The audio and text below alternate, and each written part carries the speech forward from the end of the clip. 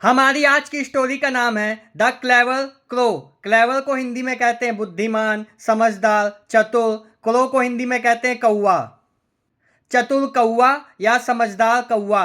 Once a crow was very thirsty, full stop. Once का मतलब होता है हिंदी में एक बार या एक बार की बात है। ए का मतलब होता है हिंदी में एक। क्रो को हिंदी में कहते हैं कौवा। वेरी का मतलब होता है बहुत। थर्स्टी का मतलब होता है हिंदी में प्यासा। अगर थर्स्ट होता मतलब यहाँ पे केवल THIRST होता तो इसका मतलब होता है प्यास, लेकिन यहाँ पे क्या थर्स्टी है तो इसका मतलब होता है प्यासा या प्यासी। अगर फीमेल होगा तो प्यासी लिखेंगे, मेल होगा तो प्यासा। वाज लग गया इस सेंटेंस में, इसका मतलब वंस से लेकर के थर्स्टी तक का जब हिंदी में अनुवाद करेंगे तो आखिरी में क्या आएगा, या तो था आएगा या थी आएगा। क्यों? क्योंकि वाज क्या होता है, हमारा हेल्पिंग वर्ब होती है किसकी, पास्ट टेंस की। एक बार एक कौआ बहुत प्यासा था। He found very little water in a pitcher, full stop. He का मतलब वह कौन, कौआ। फाउंड का मतलब होता है मिलना या पाना। वेरी का मतलब बहुत। लिटिल का मतलब देखिए होता है छोटा, पर लिटिल का एक और मतलब होता है किसके, कम के सेंस में। किसके सेंस में, कम के सेंस में। तो जब पानी मिलेगा तो कम मिलेगा या बहुत मिलेगा, तो यहाँ लिटिल वाटर का मतलब है कम पानी। इनका मतलब होता है हिंदी में। ए का मतलब होता है हिंदी में एक। पिचर को हिंदी में कहते हैं घड़ा। क्या? पिचर को हिंदी में क्या कहते हैं, घड़ा। ये देखिए कुछ ऐसा होता है। ही से लेकर के पिक्चर तक हमारा किस टेंस का सेंटेंस है, पास्ट इंडेफिनिट टेंस का सेंटेंस है। कैसे पता चला? क्योंकि यहाँ पे देखिए सब्जेक्ट के बाद क्या आ रहा, मेन वर्ब की सेकंड फॉर्म आ रही है। फाउंड आ रहा, फाउंड किसकी सेकंड फॉर्म है, फाइंड की। तो जब ही से लेकर के पिक्चर तक का हिंदी में अनुवाद करेंगे तो आखिरी में क्या आएगा, या तो ताथा तीथी तेथे आएगा, या आ आएगा, या ई आएगा, या ए आएगा। किसके हिसाब से, सब्जेक्ट के हिसाब से। क्यों ताथा तीथी तेथे या आ या ई या ए क्यों आएगा? क्योंकि पास्ट इंडेफिनिट टेंस के हिंदी सेंटेंस में आखिरी में क्या आता है, या तो ताथा तीथी तेथे आता है, या आ या ई या ए आता है। उसे एक घड़े में बहुत कम पानी मिला। He tried to drink the water but his beak could not reach its level, full stop. He का मतलब वह कौन, कौआ। ट्राइड का मतलब होता है प्रयास करना या कोशिश करना। ड्रिंक का मतलब होता है हिंदी में पीना। वाटर का मतलब होता है हिंदी में पानी या जल। बट का हिंदी में मतलब होता है लेकिन। हिज बीक बीक को हिंदी में कहते हैं चोंच। रीच का मतलब होता है पहुंचना। नॉट का मतलब होता है हिंदी में नहीं। इट्स लेवल उसके स्तर तक। लेवल का मतलब स्तर। ही से लेकर के वाटर तक हमारा किस टेंस का सेंटेंस है, पास्ट इंडेफिनिट टेंस का सेंटेंस है। कैसे पता चला? क्योंकि यहाँ पे देखिए सब्जेक्ट के बाद क्या है, मेन वर्ब की सेकंड फॉर्म आ रही है। ये क्या है, ट्राइड, ट्राई की सेकंड फॉर्म है मेन वर्ब की। तो ही से लेकर के वाटर तक का जब हिंदी में अनुवाद करेंगे तो आखिरी में क्या आएगा, या तो ताथा तीथी तेथे आएगा, या आ आएगा, या ई आएगा, या ए आएगा। उसने पानी पीने की कोशिश की, देखिए आखिरी में ई आ गया। बट का मतलब क्या होता है, लेकिन। His beak could not reach its level, full stop. His से लेकर के लेवल तक का जब हिंदी में अनुवाद करेंगे तो याद रखिएगा सका सकी सके आएगा आखिरी में। क्यों? क्योंकि ये देखिए यहाँ पे कुड लगा है। जब भी किसी सेंटेंस में आपको कुड दिख जाए तो जब उसका हिंदी में अनुवाद करते हैं तो आखिरी में सका सकी सके आता है, याद रखिएगा। उसने पानी पीने की कोशिश की लेकिन उसकी चोंच पानी के स्तर तक नहीं पहुंच सकी, देखिए आखिरी में सकी आ गया। He did not know what to do, full stop. He से लेकर के नो तक हमारा किस टेंस का सेंटेंस है, पास्ट इंडेफिनिट टेंस का सेंटेंस है। कैसे पता चला? क्योंकि यहाँ पे देखिए हेल्पिंग वर्ब क्या आई है, डिड आई है। और वो कौन सा सेंटेंस है, पास्ट इंडेफिनिट का तो है, पर किस टाइप का, निगेटिव सेंटेंस है, क्योंकि यहाँ पे देखिए नॉट लगा हुआ है। तो ही से लेकर के नो तक का जब हिंदी में अनुवाद करेंगे तो आखिरी में क्या आएगा, या तो ताथा तीती तेथे आएगा, या आ आएगा, या ई आएगा, या ए आएगा। उसे नहीं पता था, देखिए आखिरी में आ का साउंड आ गया। व्हाट टू डू, क्या करना है।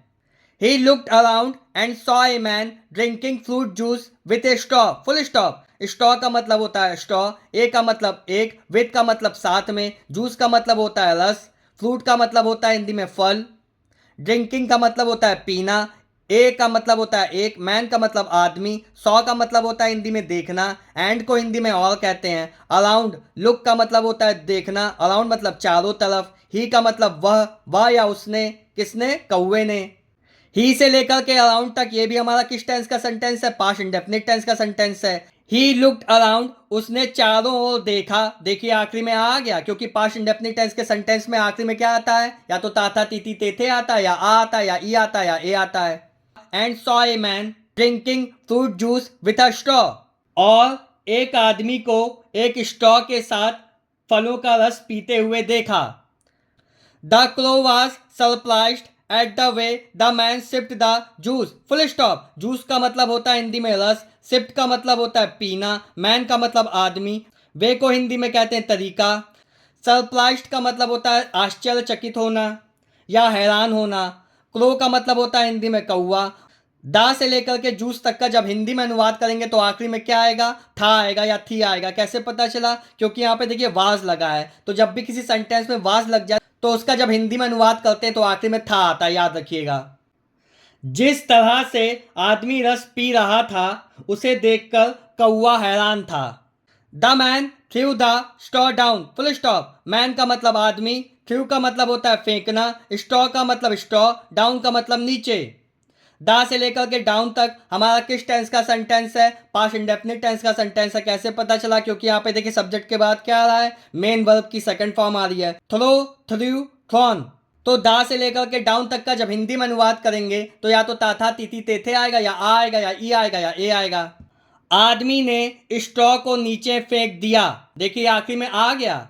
It fell near the pitcher, full stop. Near को हिंदी में कहते हैं पास, फेल का मतलब गिरना, पिचल को हिंदी में कहते हैं घड़ा।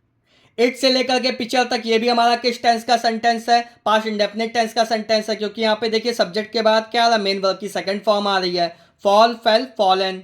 तो इट से लेकर के पिचल तक का जब हिंदी में अनुवाद करेंगे तो आखिर में या तो ताथा तीती तेथे आएगा, या आ आएगा, या ई आएगा, या ए आएगा। यह घड़े के पास गिर गया।